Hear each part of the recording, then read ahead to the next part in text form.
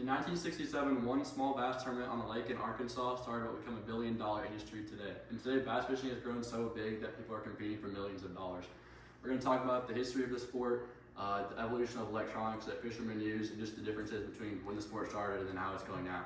And the first thing we're going to talk about is the history of the sport. The first modern bass tournament was actually in Arkansas as well, and it was on Beaver Lake, and that was won by Bobby Murray in 1971.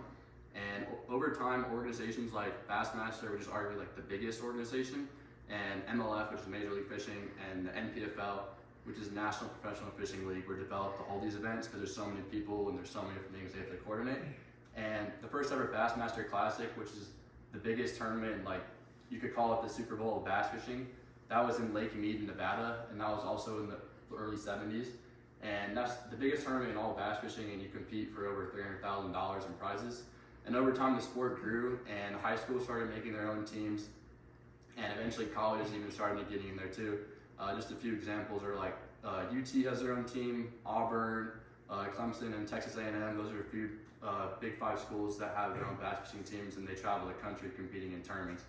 And the next thing we're gonna talk about is just two, I should say, in my opinion, they're like some of the biggest inventions over the time period of when tournaments started and now. But the first thing is power poles. There are two poles that go on the back of your boat, and they make it so you can anchor down in shallow water. They go up to 10 feet deep, and you just press a button and they lower down into the water to hold you down. And they're probably like one of the best things you could have on your boat if you're a shallow water fisherman. And the next thing is a trolling motor, specifically a spot lock trolling motor. A trolling motor is a little motor that goes on the front of your boat, and it allows you to just move around while you're fishing instead of using a big motor. And the part I'm going to talk about is the spot lock version. You just press a button on your trolling motor, and it basically acts like an anchor, and it allows you to just stay in one spot with the push of a button instead of using an actual anchor. So those are two really big inventions over time that have come in handy for all fishermen. And next thing we're going to talk about is the invention of live scope. It's arguably one of the most debated topics in tournament fishing. Some people really hate it, some people really like it, but it was introduced by Garmin in 2018, and what it is basically is it's like a live sonar that attaches to the front of your trolling motor and allows you to pan around and see literally how deep the fish are, how far out the fish are, how many fish there are in like live time, and it allows you to cast to them. And one of the things you use with it is something called a Zamiki rig. It's just like to imitate like a little minnow.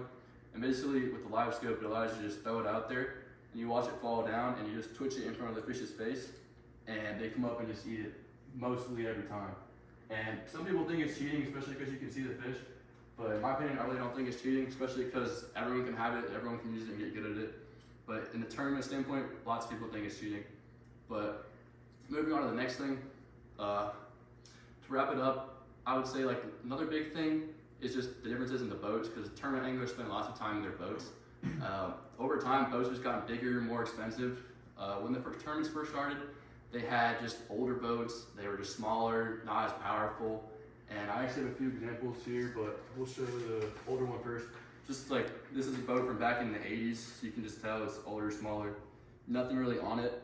But yeah, boats were a lot smaller back then, and they weren't as nearly as expensive. Nowadays, you have 21-foot glass boats that are going for around $100,000, and they look a lot nicer. You got power poles like I talked about on there, and you have trolling motor. And they have tons of screens on them too to help you with sonar and finding fish. And overall, just the boats are more powerful, more expensive, and faster than how they used to be. And another big thing is just the motors. The motors are bigger now. They're 4-stroke motors. They're more powerful, fuel efficient, and they're just all around better than 2-strokes, which is what they used to use on the old boats. And those are not fuel efficient whatsoever. And they're loud and obnoxious. So over time, anglers decided to put more 4-stroke motors on their boats rather than 2-stroke motors. And that proved to be a lot better than using 2-stroke for tournaments. And just over time, bass fishing has grown into a really competitive sport. It's really popular, especially because coming from boats, like tournaments with boats like around 50 to now professional tournaments having around 300 is pretty crazy. And overall, the growth of the sport is pretty crazy. And people can now travel the country and just make their living fishing tournaments and just winning lots of money. Any questions? What's your favorite lake to fish at? I would say probably Tim's Ford or Center Hill Lake. But yeah. Does it help you to use the sonar? Oh yeah, it helps a lot. You can see all of them. That's how I catch most of mine.